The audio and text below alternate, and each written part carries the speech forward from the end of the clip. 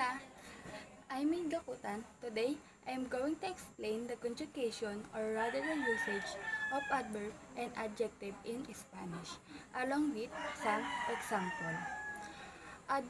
Adverb describe how, when, where, or to what extent something happen, unlike verb or adjective.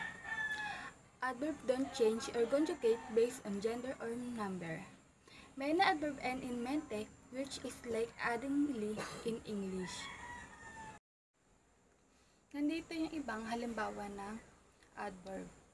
Tulad na eksakto or exact in English become exactamente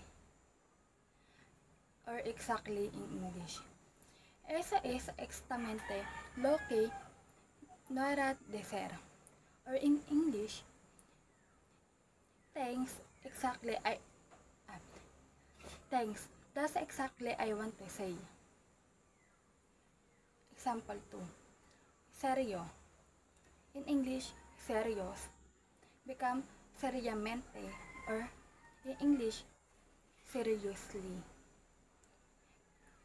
Te hable seriamente. In English, I speak to you seriously. Example 3. Obvio or in English, obvious become obviamente or obviously in English.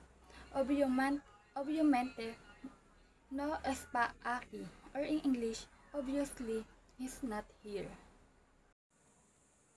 Example 4. Cuidadoso, careful in English become cuidadosamente or carefully in English. Ella manage cuidadosamente or in English, she drive carefully. Example 5. Claro or clear in English become claramente or clearly in English. El maestro explicó claramente. The teacher explained clearly. Other example ng adverb hindi ginagamitan ng mente, tulad ng hoy, today, aki, here, syempre, always, nunca, never, and ayer, yesterday.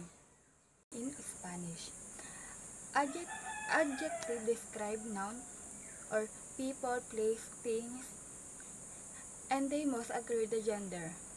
Masculine, feminine, and number singular, plural with the noun. Here are the example. Example 1. El profesora es simpático. The teacher is nice.